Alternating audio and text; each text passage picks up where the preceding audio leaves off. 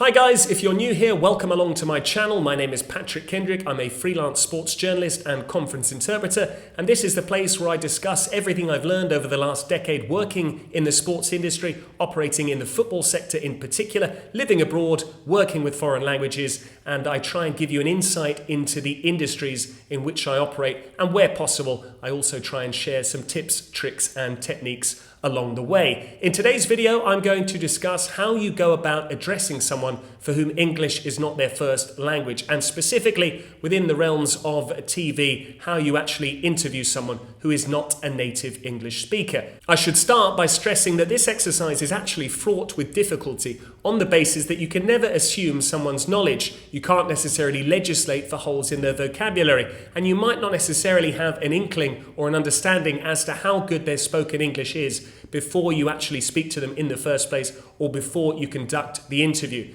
Let's say it's less relevant when it comes to a famous figure, someone in the public eye, because maybe they're already famous, so you're able to have access to certain materials and you can already see just how strong their level of English is. But even when it seems that their level of English is very good, occasionally you can be caught out. It's all about striking the right balance between keeping it simple and straightforward, being clear and concise, but also making sure that you don't slow things down too much and you don't stray into the realms of condescension or maybe even risk patronizing the person you're speaking to or interviewing. So I'm going to share some thoughts on that in today's video.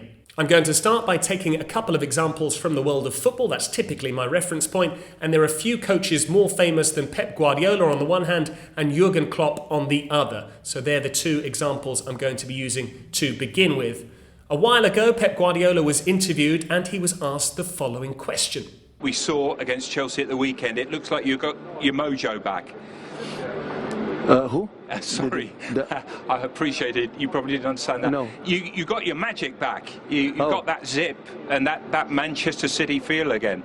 Now, credit here to the interviewer, because as soon as he used the word mojo, he was able to gauge from Guardiola's reaction that the coach hadn't necessarily understood what he was getting at. So he then qualified it and came up with some synonyms and tried to explain what the term meant. So thinking on his feet, not necessarily easy when it comes to live interviewing. But it seems that mojo is quite a hard concept to pin down nonetheless. That interviewer had his own definition of it, and so too did Dr. Evil. Mojo. Mojo? Mojo. The libido, the life force, the essence, the right stuff. What the French call a certain, I don't know what.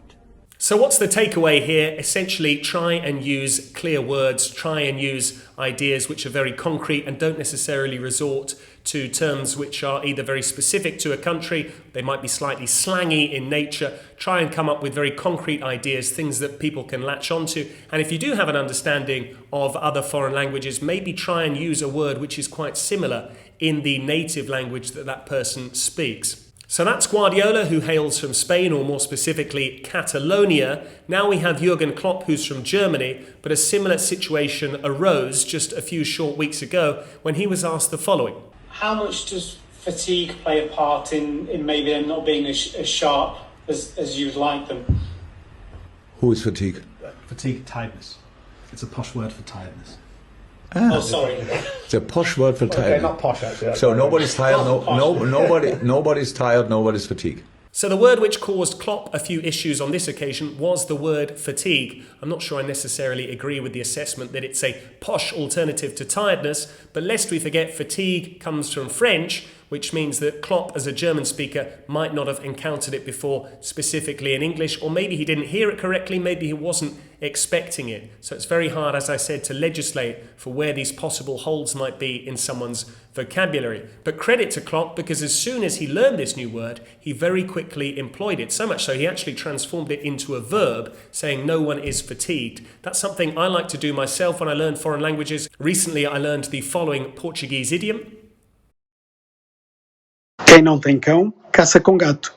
And I was able to work that expression, some might say crowbar, into a commentary when talking about Roma coach Paulo Fonseca, the fact that he was missing several defenders at the back and he had to make do with what he had.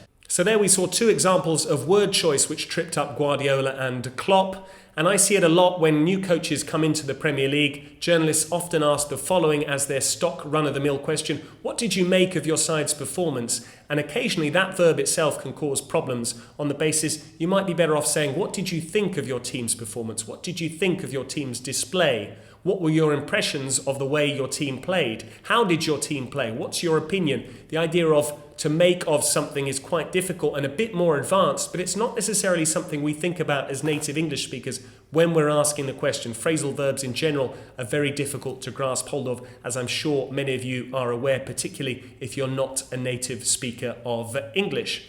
But it's not just word choice which can cause problems. Occasionally speed can be an issue. If I were to speak really fast like this and I were to ask you a question like that, it might be quite difficult for you to grasp what I'm actually saying, which is why in television we do try and talk to time and make sure that we typically do 3 words per second. So if you're going to speak for 10 seconds, typically you would then say around 30 words. This is particularly useful and relatively easy when it comes to script writing. Some of the main feedback I got from the relatively small sample size I have of the TV work I've done thus far on screen is occasionally I tend to speak too fast. And I certainly believe that's the case when I speak in Italian, for instance. I try and speak too fast, some unnecessary errors creep in, and I even noticed this on a relatively recent interview I did in Italian.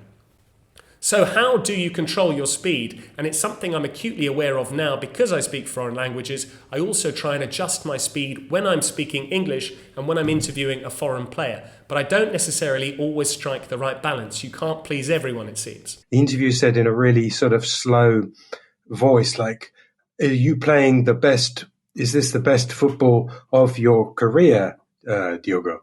And he said, I'm certainly playing in the best team of my career. So I think that probably answers the question in incredibly fluent and well thought out, modulated words in English. So there you go. My interviewing style was called into question on that particular occasion, but I do have some objective data. Here is the actual question I asked.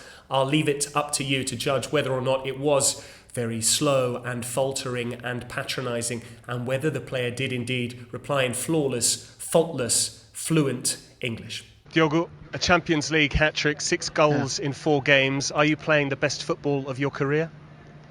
Well, I'm playing in the best team in my career so far. That's for sure. I don't know if it was my best moment. Anyway, moving swiftly on from that, even when you're able to choose the right words, even when you're able to get the exact pace right, so you're able to please everyone, everyone's happy, the player understands, it's not too slow, it's not patronising, occasionally someone can even misunderstand a question in their own language. Believe it or not, this happened the other day. Poor old Roger Ibanez of Roma, a Brazilian, playing in Portugal against Sporting Braga. He was asked a question in very quick, thick Portuguese of the European variety, and he unfortunately wasn't able to understand what was being said. Para o Roger perguntar-lhe qual é a motivação da Roma nesta Liga Europa, a equipa, e vocês estão habituados a jogar com Juventus, com Inter, com Milan. A Liga Europa não é propriamente também a Liga dos Campeões. Qual é o enquadramento motivacional para vocês?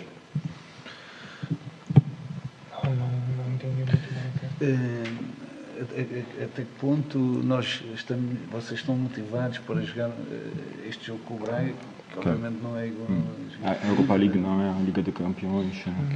So I think the overall takeaway from this video is that there are several factors which all come into play when it comes to speaking to someone in general in a language which is not their mother tongue, but also specifically when it comes to interviewing someone.